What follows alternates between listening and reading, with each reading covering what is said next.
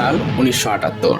এক ধনী ব্যক্তি তৈরি করলেন এমন এক বাড়ি যা বাইরের দুনিয়ার ধ্বংস থেকে তাকে রক্ষা করবে। তবে এটা কোনো সাধারণ বাড়ি না, এটা ছিল ভূগর্ভস্থ এক বিলাসবহুল প্রাসাদ। 26 ফুট মাটির গভীরে অবস্থিত এই বাড়িটাতে রয়েছে আধুনিক সব সুবিধা।